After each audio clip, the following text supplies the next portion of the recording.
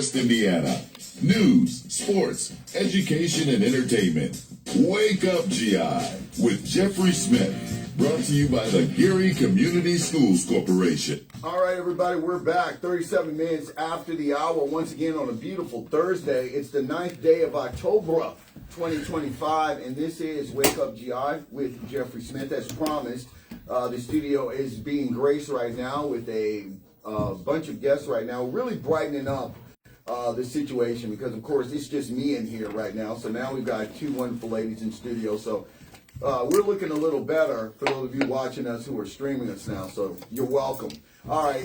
Anyway, with that being said, let's go ahead and get into it because we got a young lady that we talked about earlier this week. I get an opportunity to meet her for the first time. I know working here the past couple of, being here on the past couple of weekends and Sundays, we were talking and I was doing some announcements. Her name just kept coming up,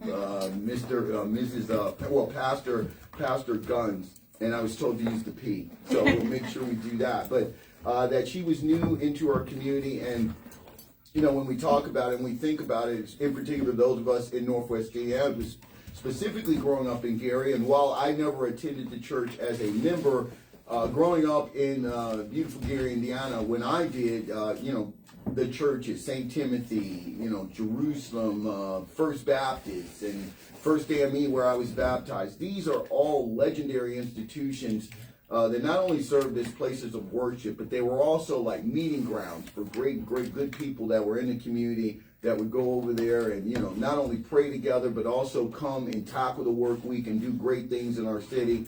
And so it's really kind of an honor to meet the new face of First Baptist Church. And so we want to go ahead and say welcome to Pastor Guns. How you doing? Good morning. Good morning. Thank you for that welcome. I'm so excited to be here today. Yeah, well, we're happy to have you. Well, first of all, I guess I want to ask you, how long have you been here? When did you get here, and what do you think so far? I have been here since July 31st at about 10 p.m. Wow. Yes, and it has been a great experience. Yeah. It really has. It's been very different. Yeah. I'm from the East Coast. I'm from Virginia. Listen, hold up. I lived in Virginia, went to Hampton, lived there. Me too.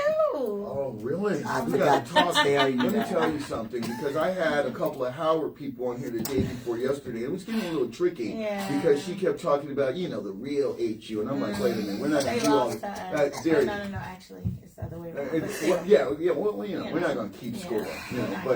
But absolutely. So you're from Virginia? Yes. Absolutely. And so we're so happy to have you here. We got to talk. Now we got kinship. And I'm all in on that. So I want to, it's finally a pirate sitting on the show. Yes, a pirate. And so anyway, you say you come from Virginia and you come here on the 31st. And so obviously you've been here a couple of months. What's your assessment? How do you like it so far?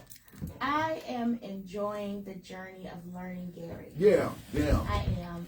I will be honest with you, when I first came, I did not know much about Gary outside of Michael Jackson. Oh, of like course. most people know. Right. But I've learned that it's such a beautiful city. I love the community. Yeah. I love a blackety-black city.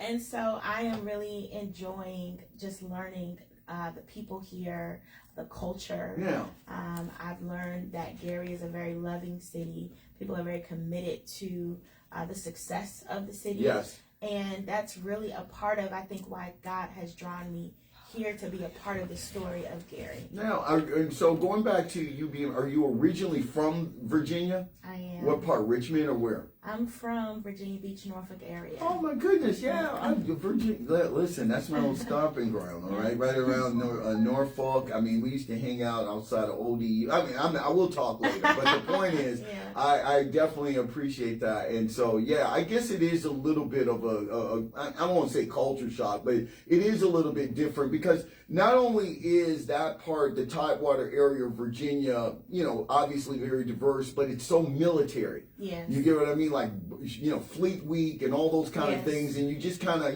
me living there about 4 years, I got kind of used to, looking at wavy TV and the news and all that. And when the ships are coming in and living in a military environment and kind of watching things move, like, when they're coming back to shore because the businesses are ready. And so then obviously you come a little inward into the United States and you're just looking at, a little bit more, I guess, slower a little bit. You know, I've never seen cornfields before. Wait a minute. Oh, come on now. Where did you think it came from?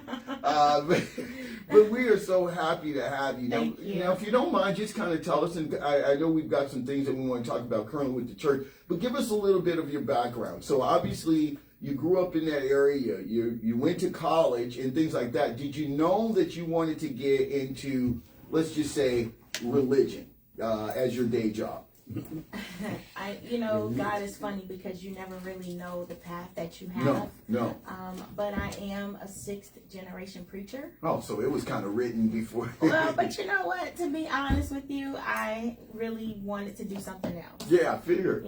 What did you major in? I majored in nursing. Okay, so you did want to do something else. Still helping people, but yeah. Nursing is a commitment. It's not an easy major. And so you go out there and you're kind of focused on getting in the health field. When did you kind of feel like, I got a feeling I'm going to be going somewhere else?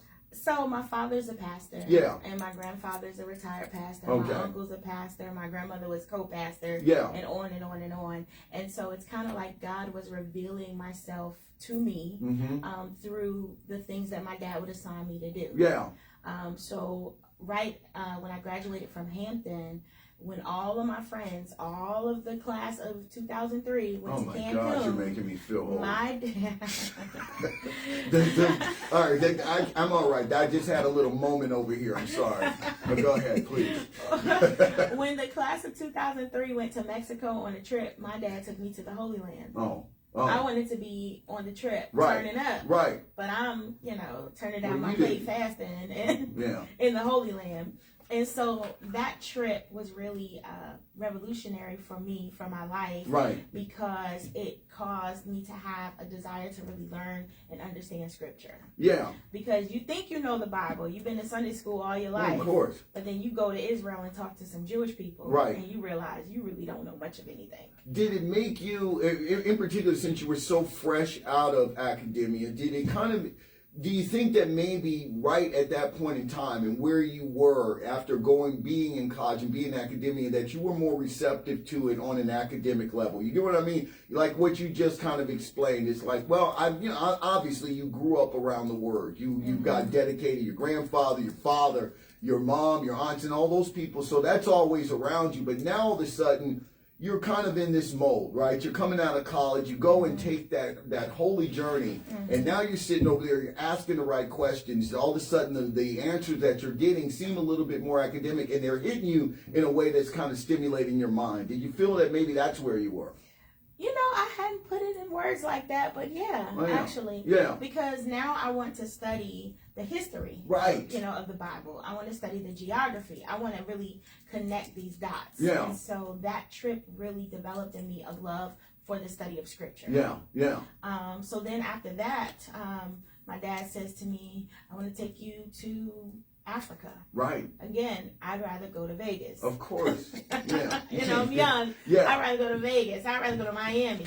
So I go to Kenya, and then it develops in me a desire and a love for foreign missions. Yes. And for really seeing the body of Christ being more than an American religion. Right. And even a Black Baptist religion, but seeing how people worship God under trees. Yeah. No, what's kind of cool about this, and we'll talk hopefully in the future about this when June comes around, because we do something on the show called Strong Dad June, in which we really kind of push and emphasize strong men who are doing men things, the obvious, taking care of their families and things like that. But I really, I really like to just spotlight men who are out here being men.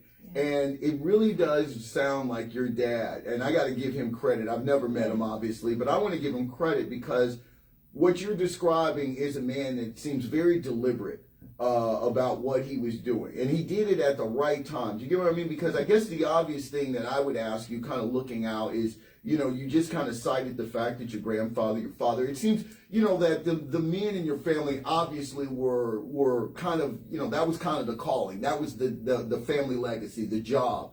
And yet your dad was very comfortable, and almost as if he saw something that you didn't see yet, about, sending the mantle, or at least trying to initiate this kind of passing of the torch to you. Yeah. You know what I'm saying? And you received it. And so that's kind of cool in itself. And as I said, it's just kind of, your dad's kind of stood out because it seems as if he knew exactly what he was doing. Yeah, and the one thing that I will forever give my dad credit for is that he never treated me differently because I was a daughter and Right, his son. right. A lot of times pastors will pour into their sons with the hope that their son will follow in their footsteps. Absolutely. But they may not do the same with their daughters. Yeah. And so my dad has always had me right by his side when he's doing ministry, whether that was in Norfolk or in Africa or in Israel or Greece, wherever. He had me right there by his side, and that really just kind of paved the way for me to be able to be confident and strong.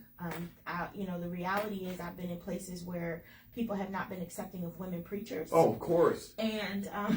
And so my dad would always say, don't worry about them. Don't worry about what they say. Right. Don't worry about how they look at you. You don't have to respond. You just be prepared when you go into the room. Yeah, I like this man. One day we're going to get together. I mean, even if it's a phone call one day, I'd love to talk to him. It's pretty dope. Yeah, there you go. I like it. And so you are now here in the community. You have obviously been embraced, as I said before. I remember I first, because, you have a very unusual name. I'm like, Gunn. And we were doing some announcements because over on the weekends on the show, I don't know if you know, on the station, we have a bunch of religious community partners that have been long-standing. We broadcast services and things of that nature. And, we definitely spotlight and highlight. We'd love to reach out to you at some point. But your name was coming up, and there were announcements that I was giving out. And it was like, this Nicole Guns will be here, blah, blah, blah. And I think you were working, what it was is you were celebrating with one of our longtime partners and friends, Jerusalem Missionary Baptist Church. And you were the featured speaker at that event. And that's kind of when you first got on my radar. So I just wanted to say welcome. I'm so glad to finally get an opportunity to meet you. So tell me about you coming here, all right? Well, if you don't mind, tell me when you first kind of went out here and started to take control and get your own church and your own kind of gig and your own congregation. What was that like? So my story, eventually I went to seminary. Yeah. I went to Virginia Union University School, Samuel DeWitt Proctor School of Theology. Oh, they love you in Virginia. You're such a good state girl. You patronize all the wonderful institutions. Well, Go I'm a ahead. Midwest girl now. Yeah, well, now. The GI. No, okay, I like it. Go ahead. But, and so, when you're coming to the end of seminary, they start to encourage us to think about what we're going to do with our degree. Right. And so, I felt at that point that pastoring was the journey that I was supposed to take. Right. I didn't really know how that was going to look, but I felt more and more the call, the passion that this was my journey. Right. And so in the Baptist tradition, what you do is, they don't send you somewhere. You have to put yourself out there. Yeah. So I was sending my resume to churches all over the country. My dad said, don't limit yourself to Virginia. Send it everywhere. Yes. So I sent my resume. Cool dad once again. He is.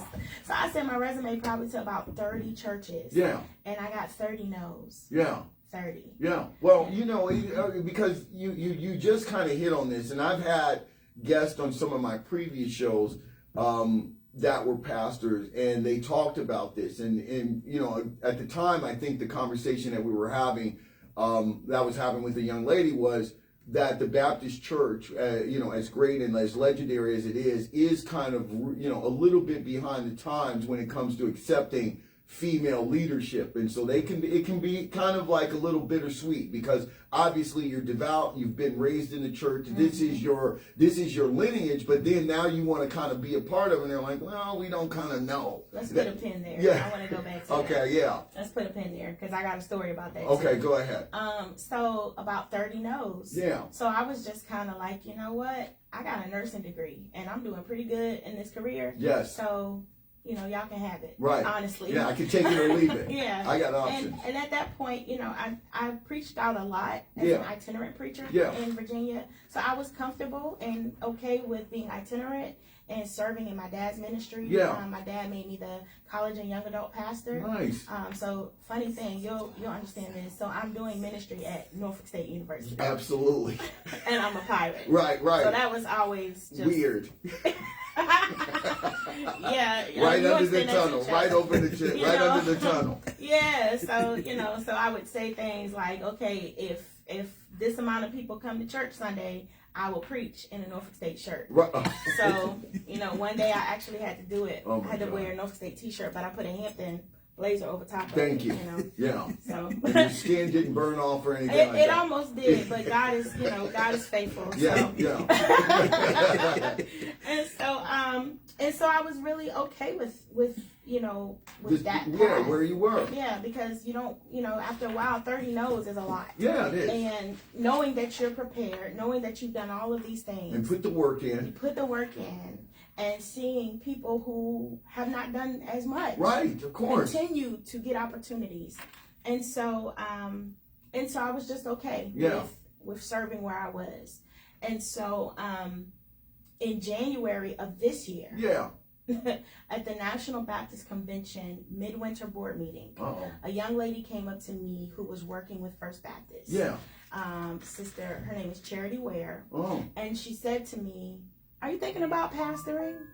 And I said, yeah, if the right opportunity comes up. Right. And she said, "Well, there's a church in Gary, Indiana." I said, "No, I'm good." I did. I said, I'm good. Because, and you all will understand this, we have this arrogance on the East Coast that only the East Coast matters. Like, we don't think about anything else. You're preaching in the choir. Like, I went if it to ain't up school with you. 95, Thank you. So I was like, I'm good. Yeah. Indiana, what? Well, Like, I know nobody's isn't going that where there. Mike Pence is from? Like, Okay, well. doing too much. No, but I get it. And so you get this, Yeah. and do you bring it to your father? How do you do it? Are you just internalizing this? Because once again, putting it in context, as you just said, you've got 30 no's, and you're just kind of like, let me tell you something. I put the work in. I know who I am right now. As far as my spiritual commitment, I'm cool. I get to preach with my father. I have these responsibilities. I'm going to do my work, but I'm also comfortable with doing my nursing where it takes me. And now all of a sudden, out of the blue, after you might be writing it off, here comes somebody like, "We got a job for you, maybe. Want to come to Gary?" So before we left that week-long meeting, so I did talk to my dad about it. And of course, you got to talk to him. Yeah, I talked to my parents, and they're like, you should try. Yeah. Just put it out there. So I told Charity, I said, well, I thought about it. I might do it. Yeah. And so before we left that week-long meeting, I met someone who said to me, "I know the church, and they will never pick a woman. Yeah. So don't even waste your time." Oh my goodness. That's what I was told. That's what you were. It's a Baptist church. It goes back to that conversation That's what I was told. that we were talking about. Now, I'm so invested in these stories right now with you. So my natural response is, I want to know where your dad is on this, because I really want to spotlight and give him credit. And I know you probably tell him thank you, and you so appreciate, because your dad is a pivotal part of this. Because not only does he have you ready, but I'm very impressed that with his baby girl, with his daughter, who he is invested in, he's very cool with you going around the world. He's taking you on journeys abroad. He's showing you other places. And he's encouraging you, because now most of the time, and I got a couple of friends who are girl dads. I'm not a parent myself, so I know how guys can get with their girls. And you tend to want to keep them close. Chelsea can understand that. Her dad loves her and things like that. They always they want the best for you, but they want you kind of right around them. Yeah. And so now your dad's encouraging you to go see what's out there. What was that like? Did that help? So he always said to me, "I want you to go." He's always said that. He's always said that to even members of the congregation, that when opportunities come for your children, you don't hold them back. Yeah. And so my dad has always said to me that he wanted me to leave. Yeah. He's always said that. And I wrestled with that. Of course. Because why do you want me Why do you want me to go so bad, Dad? Why do you want me to leave? And because my home church is a great church. Right. So, why would I leave here? And he's always said, you need to go, and because there's so much out there that you need to experience. Yeah.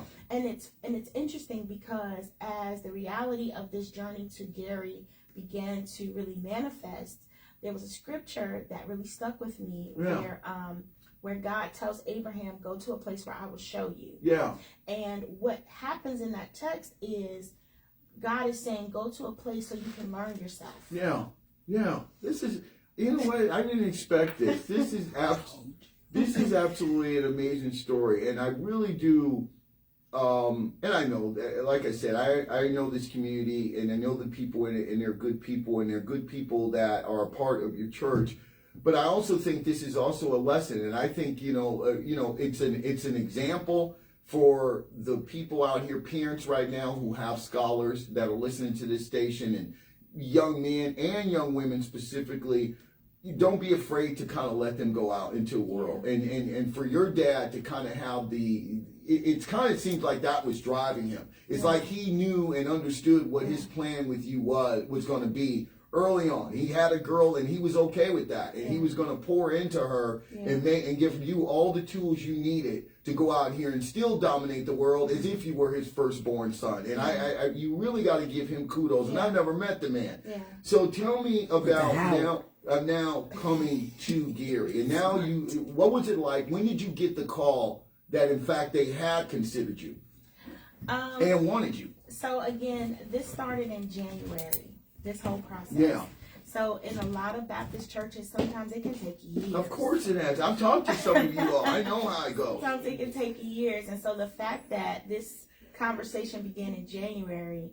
And in July, I have packed up my house and moving across country is a testament to First Baptist. That they wanted to move this process along. And this was the easiest search process I've ever experienced. And again, I gotta give praise to God and kudos to First Baptist for that process. And so I think the first time, so I was told when that, you get the call and they say, I'm assuming that they want there's another piece. Okay, tell me that other piece. You got to get it all. So this person told me that they would never pick a woman. Right. So I made up in my mind I wouldn't apply. And so the deadline came, and I'm back and forth. Should I not? So the deadline came, and I did not apply. Right. I did not apply. And so who can blame you at this point? But go ahead. I didn't apply, and so I received a call. Where's your resume? Right. From that same person. Yes. Okay. Where's your resume? I said. So wait a minute. So how long had you known this person who approached you at the convention? Because obviously this person was advocating for you in your stead. I've known her for years, but we had never really talked like that. Okay, I got you. We never really talked like that. Yeah. So it was really, all of it was really God directing Absolutely. that path and those steps and closing all of those doors to direct me to this one door. Specifically to this one. Yeah, and that's a word for somebody that sometimes when all those doors close, maybe it's because they need to close. Yeah. And God is directing you to trying to get you focused. Listen. Yes, absolutely. I mean, you had put yourself out there to 30 places, and even if 5 of them had still been in play, you wouldn't be here because because you're very honest. You're an East Coast girl. I know about you all. I lived over there, and so you would have obviously looked at other options and more or less kind of found, made your life kind of revolve around that. But when things shut and you had an opportunity to kind of be in your space, here comes this little thing. Here comes this little thing, and they are working you, and you're kind of sitting there. Now they come and say, "Where's your resume?" So where are you at that time when she says, "Where's your resume, girl?" So I'm still kind of like, okay, I'll send it to you, and so I'll send it to you, and so I sent some links of me preaching because I had to do that as well. Right. And so then I got a call. They wanted me to come out and preach. Right. And I'm still like, Gary, whatever.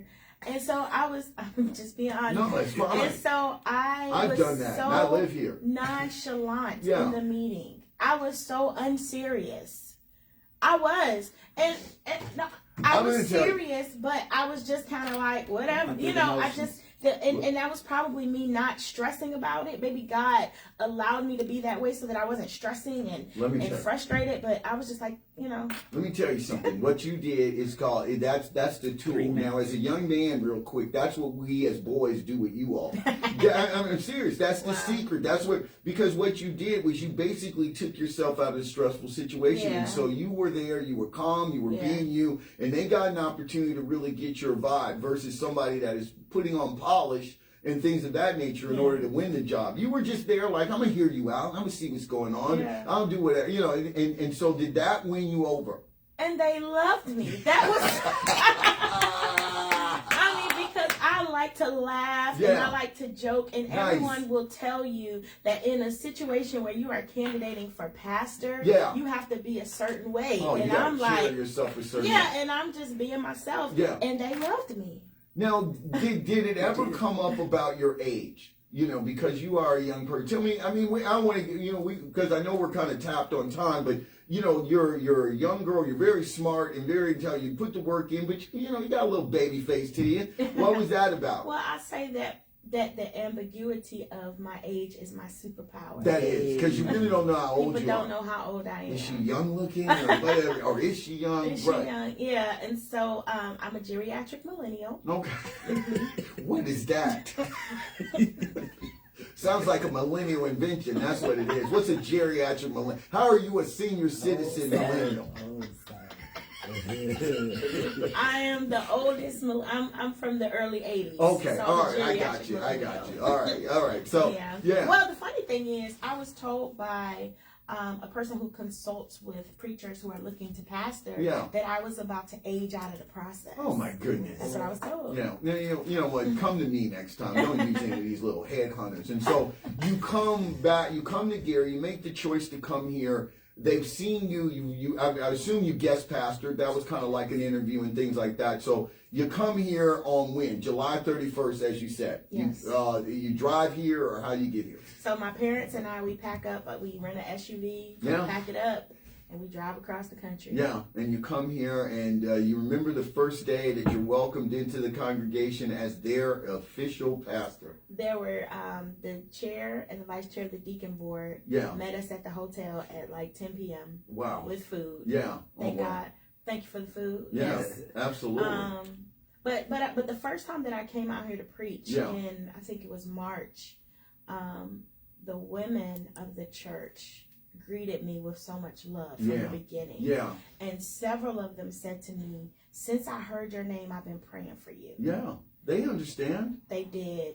And so that, from that first meeting where I was real nonchalant, my mom came with me. Yeah. And we were both like, this might be it. This might be it. This is it. I'm over here thinking it's it. I'm all ginned up. I don't even go to your church. I'm Catholic. Yeah. But I love this. I really do. I love this story. I know we're pressed for time. I applaud because you see this. I could talk to you for another hour. We're getting you on here because there's so much more I got to get. Plus, you're my Hampton girl, so I need more of you hanging around so you can give good vibes to this horrible show at times. But tell me a little bit about what's coming up for First Baptist. What do you got coming up on the dock? Anything we should know about this community? Oh my goodness. Well, my installation is next week. Oh, next congratulations. Weekend. Thank you. Yeah, so on the... It's going to be official. It's going to be official. Wow. It's going to be official. And how's it project? Did they give you a robe and all that? I got a robe, and it's red. I'm a Delta. Ooh. So. Oh, okay. All right. Here we go.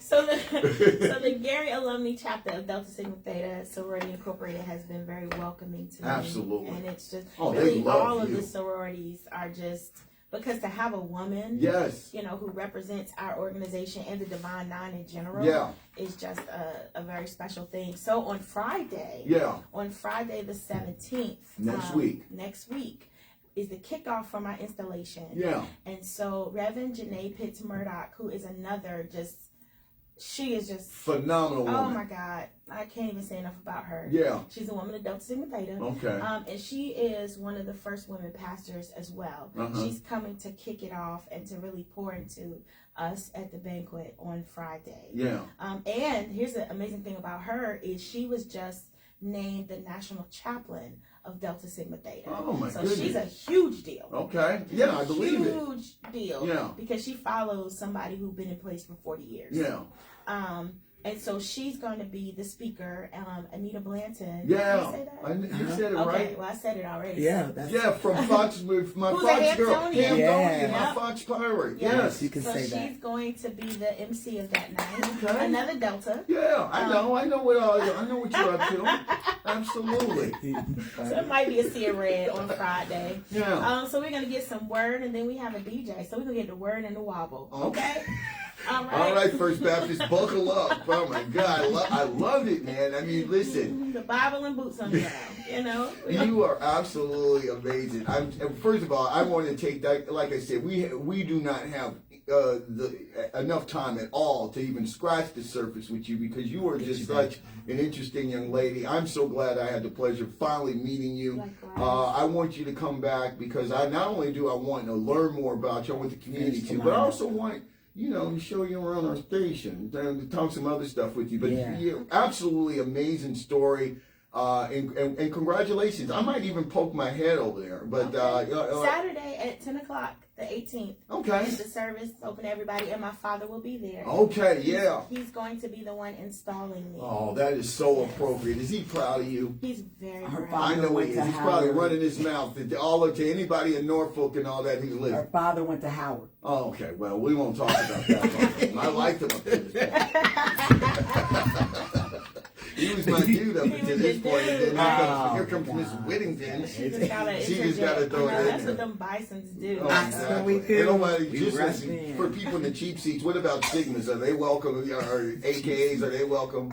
You know, they can come. They can come. Okay. We'll allow it. Yeah, we'll allow it. There you go. See, now I know you're into Hampton. I love this. This is the attitude. So my grandfather, who is 98 years old, oh my goodness, is coming for the installation. You got some good genes and a bunch of great men in your life, don't you? Absolutely. So you're winning. I'm telling you, the First Baptist community won, and I think that there are bigger things in your future, because just the little bits and pieces that I got from you today about your story, I think really in the 21st century, and as we go into the 26th year of the 21st century, the Baptist church as a whole, and I'm not a guy, I'm in the cheap seats, I'm not a member of the Baptist congregation at all, but I think that this is a narrative they need to hear about, because we have very talented people out here that have been raised in the church, have something to give and something to say. And we got to kind of get out of these little antiquated thoughts that, you know, a woman can't lead a congregation. Absolutely. They lead households. Yeah. You know what I'm saying? So why can't they? Yeah, thank you. So why can't they lead a community in spirituality? It's you all's natural position to be quite frank with you when you think about it. I mean, moms take kids to church. Dad is always coming along. Yeah. So, you know. I got to shout out my mom. And please shout her out. Who are just amazing. My mom is just my biggest supporter. Yeah. You know, biggest cheerleader, encourager. And my grandmother, who died in 2017. Yes. Very prophetic woman. Yeah. She said years ago that the Lord would use me in a mighty way. Yeah. And this is when I was trying to be a backup dancer for Beyonce. Oh my goodness. My grandmother spoke life into me. Well, you know what? It's not so stupid. You're looking at a guy that had his mom write a letter to New Edition after Bobby left. I can't sing. Yeah, but you know, I have my dreams. I still dream that maybe one day that they'll go out, Ronnie, Bobby, Ricky, Mike, and Jeff. You know, so it can happen. Absolutely. And then Sunday. So you're not listen. We're right here. I got you. Yeah. So I want to meet all of them. We're going to talk. But you are an amazing. I really do love this story. It's a great bright spot to our community. Welcome. Thank you. And your church is going to be absolutely awesome for having. You're going to do some good stuff. I really look forward to talking to you. Thank you. All right, ladies and gentlemen, that's our first guest today, and I want to thank. I really do. I enjoyed this. I hope you did as well. We'll talk more with Pastor Gunn. Any logistics before I let you go? Any dates we need to know for the community? Obviously, your installation, but anything coming up with the church we should know about. If not, you can only send it to me. I'll send it to you. Okay. But if you're looking for a church to come to, you know, First Baptist, we meet at 10 a.m. on Sunday mornings. So really excited. We're growing. Yeah. We are really being intentionally intergenerational. Yeah. So we want to see every age demographic included in service every Sunday. You're going to help with that. Sunday and Children's Day. Yeah. You're going to help with that because you are age ambiguous. I like that. I'm going to start using that for my own description. It'd be like, how old are you, Jeff? I'm age ambiguous. All right. Anyway, enough for me. Let me get out of here. We got our next guest coming up. We're going to find out about her wonderful